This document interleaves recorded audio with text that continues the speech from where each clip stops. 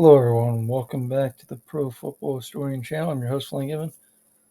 Today, we'll be just previewing Week 9's NFL games. And we'll start off with the Thursday night that already happened between the Eagles and Texans.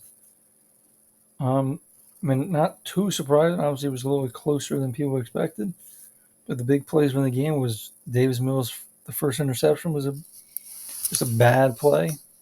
Obviously, didn't block the guy who got pressure on Mills, and then Mills just kind of threw it up in the middle of the field, being an easy pick for Gardner Johnson. And then the Eagles took control. Mills drove it down again and threw another interception, which had no shot of being completed. I guess the takeaways that really matter is the Eagles' run defense without Jordan Davis either got really work, like they can get run on, or this has been a thing teams has not taken advantage of. People keep saying this team doesn't have a weakness. They at least have a weakness until Jordan Davis is not back. And they got some teams like the Titans, Packers coming up, even Dallas. Those are teams that can run the ball. So we'll see. And, they didn't look unbeatable. I don't think anyone thought they were unbeatable. They got some leads at half, and then especially second quarter, they turn it on, and then they kind of slow it down and close out the games. That wasn't really the case this game. It was just second half. The Eagles beat the Texans pretty much, outplayed them, and that was this game. And then we'll move on. Got the Chargers in Atlanta. This is an interesting game because Atlanta might be able to take advantage of some of the Chargers' issues, but are they really scared of anything? I mean, obviously Drake London and Kyle Pitts are pretty good players, but they don't pass enough and don't get those guys the ball. Maybe you think the Chargers can maybe load up and take risks, try to stop the run. I don't think this is like Cleveland where passing attack is all right. You got Amari Cooper and some other guys that can take advantage of defense. Even the Browns couldn't win that game against the Chargers. So I'm going to take the Chargers here, but I could see this game going Atlanta's way. It's one thing the Chargers struggle with is sometimes protecting their quarterback, and which I don't think that's going to be much of an issue against the Falcons, and then stopping the run. Got the Dolphins and Bills. I'm going to easily pick the Dolphins here. Obviously they had an odd start to last week's game, but I don't know. I think they have too much talent. I think they're going to be able to slow down the Bears. The Bears have looked much better offensively recently, but they couldn't stop Dallas letting 49 points up. Obviously, one was defensive touchdown. But I think the Dolphins can easily replicate what Dallas did. Maybe not easily, but they have components to their team where they might be able to take advantage of the Bears' defense. And the Bears, they lost some players in trade, so obviously rebuilding. We'll see if Claypool plays. I don't know if expect too much from him, but in week one, first game. So yeah, go in Miami. Well, I think many people are going to pick the Bears in this one. This is kind of an odd game without Jamar Chase. You think the Panthers defense, they might be able to make this ugly. I don't think this is going to be where the Bengals score a bunch of points like they did against Atlanta. Panthers, they got some of the players in the secondary to stop the pass, and then I don't think they're feared or scared about this run offense of the Bengals. So the Panthers got a shot in this game, but I don't think they're as talent. The talent level the Browns last week kind of showed, and don't think the Panthers are there. I think the Bengals will barely win this game. Moving on, we get the Packers and Lions. Now I know the injury report for the Packers is really you don't know who's going to be playing offensively. They got some defensive issues. Injuries. Campbell might not play on defense. Bakhtiari has been limited or not in practice, I should say. So we don't know his status. I think Jenkins is probably playing.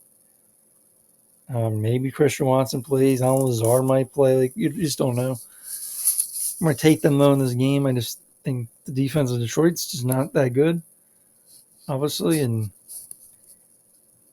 I know the average points per game is like 38 at home for the Lions. But what did they get, 27-28 last week against the Dolphins? Like, I just don't know if I expect the Lions to just score 30-some points against the Packers, but you never know. Packers haven't given up 30 points since like November of last year, I think, against the Vikings. So it's been a while. I'm going to lean Green Bay. I think their season's still alive, while Detroit pretty much isn't. I think Detroit Packers have much more to play for. And TJ Hawkins now in the equation, so who knows what that changes. Going Green Bay. This is an odd game where I'll take Oakland. I called them Oakland. Las Vegas. But again, these are both struggling teams. The Raiders just got shut out. I think they'll bounce back. Can't imagine them getting anywhere near 0 this week.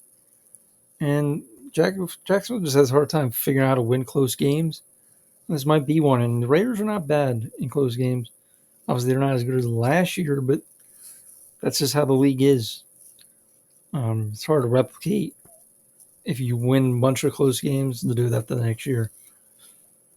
So I'm going to take the Raiders in this game, but I could see it going again either way. This is a game where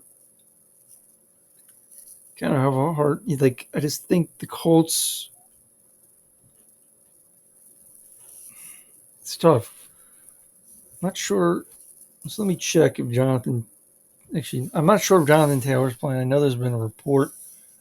I think you've already told us the status. If Jonathan Taylor's playing, I'm going to pick the Colts in this one. I just saw enough last year. No matter what kind of quarterback play they had, she will run against the New England Patriots. But if they don't, with no Nyheim Hines now, I know their third running back is not too bad, but they have Deion Jackson or something like that. Again, I will pick the Colts, but if Taylor's not playing, I'll probably lean New England. Yeah, and in New England does change things. Both seasons are still alive. Divisions are kind of slipping away from them, but they're not out of it. Moving on, though, we got Buffalo and the Jets. I think Buffalo's going to win this game. Like what the Jets done. I think they'll be able to kind of keep it close. But Buffalo's obviously really talented. I just don't see the Jets' run game is not what it was without Brees Hall. And I think even James Robinson's now hurt. So we don't know his status. He's at nothing like even Brees Hall. He can't make those explosive runs. Defensively, they might be able to make some plays or slow down the Bills, but taking the Bills to win this game in New York, or in New Jersey, really. This is another game where I think it's going to be closer than people expect. As you get the Kirk Cousins revenge game. I think this is the first time back in Washington. Now you have the Dan Snyder things, and maybe that comes into play where the team is like uplifted. I don't know. That's just a possibility. But I think this defensive line is going to give some issues for the Vikings, and that can give them a chance to win this game. I'll lean the Vikings, but not confident at all. I don't think they're as good as the record. And they got a tough stretch coming up, so I'm just going to say they win this game, but they could lose the next few games. And again, Washington's offense, I don't know what. Minnesota's defense is fine, but I don't think they protect well. They're playing better offensive line, at least for the Washington. And, with Darius Smith, Daniel Hunter, that could give issues for the Washington offensive line, which is probably the reason I'm going to lean Vikings. I think both offenses might struggle, might be a lower scoring game, but, teams have talent. Both these teams have talent. But again, I lean the Vikings. This is another game most people pick in Seattle. I did pick Seattle last week against the Giants, but I think it's different than the week one, the first matchup between these teams, because that was in Seattle. DeAndre Hopkins has changed the offense a little bit for Arizona. They only scored like 3 points. I can't imagine them scoring just 3 on offense. And then they also had, a pump block for a touchdown. I think Arizona's going to win this game, but not by much. And it's going to be tough for them to stop Kent Walker and that crew.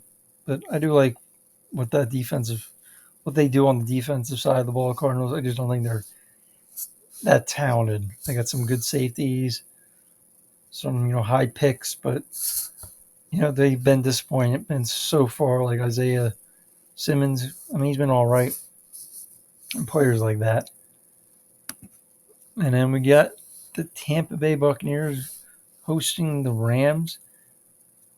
I'm just gonna go by history here, even though I think more things will lean Tampa Bay. They are the favorites in this game by a little bit. And I just think the Rams can still give issues for the Buccaneers offensive line. And I think they're just going to be the offense. Obviously, Tampa Bay struggled. They got some rest, which also helps. I think it's going to be a low scoring game. I don't see either offense is doing too well. And I do think Buccaneers could turn this around, but I'm surprised going to pick another loss for the Buccaneers. That's going to drive them 3-6. A little surprising, but again, I think the Rams will get the 4-4. And I don't know if they're going to turn the season around, but it keeps them in the race to maybe get a wild card spot, if not the division. You don't see them being division winners. We got this game. A lot of people are going Kansas City, and I'm surprised they're such a favorite they are in this game.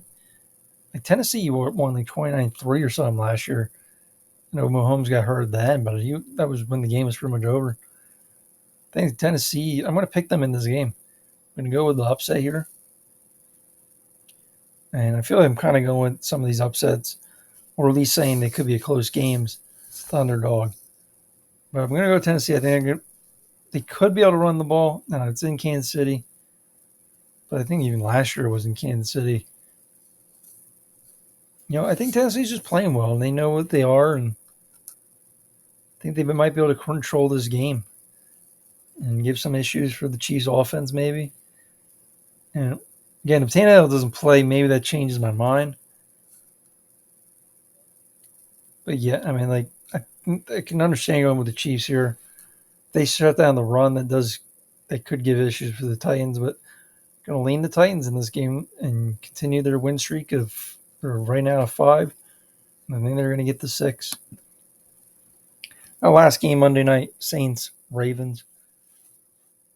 I know we've had some injury news for the Ravens, and this one is tough. Like I think the Saints are better on the record, and obviously the Ravens could have won a few games that they lost.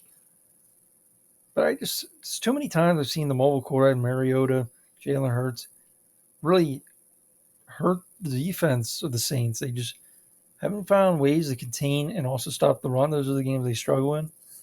I think Lamar obviously is definitely one of those quarterbacks that can do that. Saints still not really healthy either. Obviously, Michael Thomas, I think, is done for the year. Who knows if Landry's going to play? Going to lean the Ravens in this game. But again, wouldn't be surprised either way. But that's all my picks for this week. Did it under 15 minutes. So hopefully that was short enough for everyone. Just get my breakdown for each game and enjoy this week's games. And I'll see you guys next week when we preview week 10 of the NFL season. Preview week 10 of the NFL season and also recap these week 9 games. Have a great day, guys.